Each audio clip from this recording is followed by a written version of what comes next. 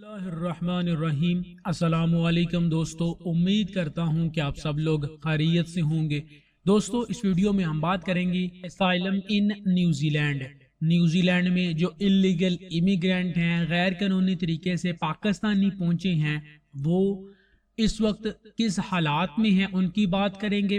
और अगर कोई बंदा विजिट वीज़ा लेकर या फिर किसी और कैटेगरी का वीज़ा लेकर या फिर डंकी लगाकर किसी ना किसी तरीके से वो न्यूजीलैंड पहुंचता है, तो वहां पर जाकर असाइलम किस तरह अप्लाई किया जाता है, इस वीडियो में बात करेंगे। वीडियो को आप एंड तक जरूर देखिए। जिन भाइयों ने अभी तक इस चैनल टीच वीज़ा को सब्सक्राइब नहीं किया, प्लीज आपसे रिक्वेस्ट है कि आप इस चैनल को सब्सक्राइब कर लीजिए ताकि कोई भी वीडियो आप मिस ना कर सकें। जी तो दोस्तों, न्यूजीलैंड की बात करते हैं। न्यूजीलैंड काफी अच्छा कंट्री है एसाइलम के लिए। ऑस्ट्रेलिया उतना ज्यादा अच्छा नहीं है एसाइलम के लिए जितना अच्छा न्यूजीलैंड है। अगर आप दोनों में से कोई भी अच्छा कंट्री तलाश कर रहे हैं ऑस्ट्रेलिया और न्यूजीलैंड में से, तो न्यूजीलैंड काफी ज्यादा फैसिलिटीज प्रोवाइड करने वाला कंट्री है अगर हम कंपेयर करें ऑस्ट्रेलिया के। ऑस्ट्रेलिया में तो ऑलमोस्ट 0% चांसेस हैं कि आपको एसाइलम मिले। तो बेहतर है कि अगर आप एसाइलम के लिए जाना चाहते हैं तो आप न्यूजीलैंड का ही रुख करें। न्यूजीलैंड में असाइलम अप्लाई करने के दो तरीके हैं। एक तो ये है कि आप खुद असाइलम अप्लाई करें और आपको गवर्नमेंट की तरफ से एक सरकारी वकील दिया जाए। दूसरा तरीका ये है कि आप असाइलम अप्लाई करें और जो गवर्नमेंट आपको वकील दे, आप वो वकील ना लें, आप अपना खुद का एक प्राइवेट वकील हायर करें। ये दो तरीके हैं। इन दो तरीकों को फॉलो करके आप न्यूजीलैंड में असाइलम अप्लाई कर सकते हैं। पहले ये हुआ करता था, कोविड से पहले आप किसी भी कंट्री में असाइलम अप्लाई करते थे तो आपको असाइलम मिल जाता था, आपको अप्रूव करने की जरूरत नहीं पड़ती थी। लेकिन अब Australia, New Zealand, Norway, Finland, Sweden और ताइवान, ये कुछ ऐसी कंट्री हैं जिनमें आपको पहले ये बताना होता है कि वाकई मुझे असाइलम की जरूरत है। वो 1 हफ्ता, 3 दिन या फिर 24 घंटे लेते हैं, आपके केस के ऊपर रिसर्च करते हैं, उसके बाद आपको बताते हैं कि आया हम एक्सेप्ट करते हैं असाइलम। तो इन चीज़ों का भी ध्यान आपने ज़रूर रखना है। न्यूजीलैंड में असाइलम एक तो ये है कि आप गैर कानूनी तरीके से एंट्री लेती हैं, तो उस तरीके से आप असाइलम अप्लाई करेंगे। दूसरा ये है कि आप लीगल तरीके से आते हैं, विजिट वीज़ा लेकर या किसी भी और कैटेगरी का वीज़ा लेकर आप न्यूजीलैंड में एंट्री लेते हैं तो आप असाइलम अप्लाई करते हैं। मोस्टली दोनों चीज़ों का दोनों जगहों से जब आप एंट्री लेते हैं, लीगल और इलीगली, तो सेम प्रोसीज होता है। प्रोसीज ये है कि आपने किसी भी सरकारी दफ्तर चले जाना है, किसी भी सरकारी दफ्तर, चाहे वो पुलिस स्टेशन हो, चाहे वो नेवी का कोई भी स्टेशन हो या एयरफोर्स का स्टेशन हो, किसी भी सरकारी आपने इदारे, किसी भी सरकारी दफातर में आपने चले जाना है। वहां पर आपने बताना है कि मैं इस कंट्री से आया हूं, इस रास्ते से आया हूं, आया मुझे असाइलम की जरूरत है। तो वो आपसे ज्यादा डिस्कस नहीं करेंगे, आपको डायरेक्ट जो असाइलम सेंटर्स हैं, जो रेफ्यूजी सेंटर हैं, डिटेंटर सेंटर हैं, आपको वहां ले जाएंगे। वहां पर आपको बिठाया जाएगा।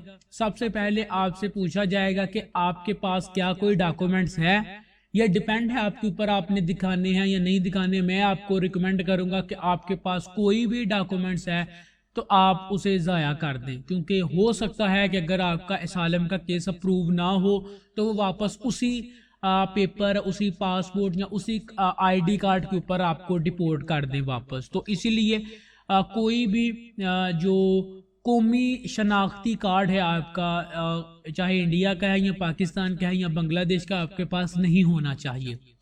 उसके बाद आपसे पूछेंगे कि आपके पास कोई कार्ड वगैरह या कोई भी एविडेंस है जिससे आपकी आइडेंटिटी वेरिफिकेशन हो सके। आपने नहीं कहना। उसके बाद आपके छोटे से फिंगर होंगे और आपका एक छोटा सा इंटरव्यू होगा। आपसे ये पूछेंगे कि आपका रीज़न क्या था कि आप पाकिस्तान, इंडिया को छोड़ के न्यूजीलैंड आए, आप किस रास्ते से आए, आपको कितना टाइम लगा, आप किसको कितने पैसे दे के यहाँ तक पहुँचे, इन तमाम चीज़ों को पूछने के बाद आपको एक छोटा सा कमरा होगा वहाँ पर ले जाया जाएगा, अच्छा कमरा होगा। वहाँ पर आपको जितना भी प्रोसीज लगेगा आपके केस को अप्रूव होने में, उतनी देर आपको वहाँ पर ही रहना है। 3 टाइम खाना आएगा, डॉक्टर होगा आपके पास, आपको कपड़े दिए जाएंगे। मैक्सिमम 7 दिन और कम से कम 24 घंटे के अंदर अंदर आपका जो फैसला है अप्रूव होगा या नहीं होगा ये आपको बताया जाएगा।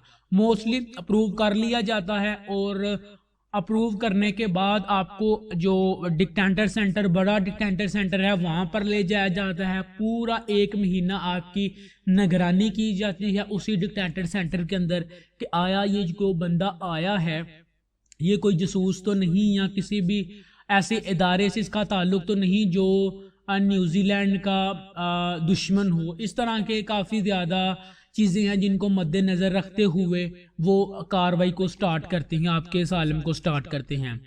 जब आपके असालम का पहला इंटरव्यू होता है बड़े डिटेंटर सेंटर आपको लेकर जाया जाता है। 1 महीने तक आपका कोई भी इंटरव्यू नहीं होता, सिर्फ आपके ऊपर खुफिया नज़र रखी जाती है कि बस ये पता करने के लिए कि या ये जो बंदा आया है ये जेन्युइन है या कोई जासूस है। 1 महीना आपके ऊपर नज़र रखने के बाद एक और छोटा सा इंटरव्यू होता है। उस इंटरव्यू में ये पूछा जाता है कि आपको अपनी कंट्री किस वजह से खतरा है। ये आपने उनको बताना है कि आपको किसी भी पॉलिटिकल जो पार्टी है उससे खतरा है या फिर आपको मजहब की बेस के ऊपर आपने अपना कंट्री छोड़ा है। ये तमाम चीज़ें आपने उनको बतानी है। उसके बाद आपसे वो एविडेंस मांगेंगे। एविडेंस के लिए वो आपको 45 डेज देंगे कि आप पाकिस्तान, इंडिया से, आप जिस कंट्री से भी हैं वहाँ से अपने एविडेंस मंगवाएं और उन एविडेंस की बुनियाद पे वो आपका जो फैसला है वो सुनाएंगे। अब सवाल ये उठता है कि कितना टाइम लगता है न्यूजीलैंड में असालम एक्सेप्ट होने में। न्यूजीलैंड में अगर आपका असालम पास हो जाता है, आपको पेपर मिलते हैं, फिलहाल तो ये काफ़ी ज़्यादा डिफ़िकल्ट है, लेकिन फिर भी तकरीबन 3 साल जो हैं वो लग जाते हैं किसी भी असालम को केस को प्रोसीज होने में। 3 साल के अंदर आप कोई ना कोई न्यूजीलैंड के अंदर अगर कोई कोर्स कर लेते हैं, आपका करैक्टर अच्छा है, कोई भी क्राइम रिकॉर्ड नहीं है, आप किसी से भी लड़ते झगड़ते नहीं हैं, आपने जो भी कमाया है वो गवर्नमेंट के सामने रखा है लाइक टैक्स के तौर पे, तो आपको मेरा नहीं ख्याल के असालम का केस रिजेक्ट होने के बाद भी आपको न्यूजीलैंड से निकाला जाए। इसी तरह ही इटली में होता है, इसी तरह ही जर्मनी में होता है और इसी तरह ही 2017 से पहले यूके में होता रहा है। तो इन चीज़ों से अगर आप थोड़ा सा वाकफ होंगे तो आपको काफ़ी ज़्यादा हेल्प साबित होगी कि आप न्यूजीलैंड में किस तरह असाइलम अप्लाई कर सकते हैं। न्यूजीलैंड के बारे में आपका और कोई भी सवाल है तो वो भी आप नीचे कमेंट बॉक्स में पूछ सकते हैं। जिन भाइयों ने अभी तक इस चैनल टीच वीज़ा को सब्सक्राइब नहीं किया, प्लीज़ आपसे रिक्वेस्ट है कि इस चैनल को सब्सक्राइब कर लीजिए ताकि कोई भी वीडियो आप मिस ना कर सकें। मिलते हैं दोस्तों इंशाल्लाह नेक्स्ट वीडियो में। अल्लाह हाफिज़।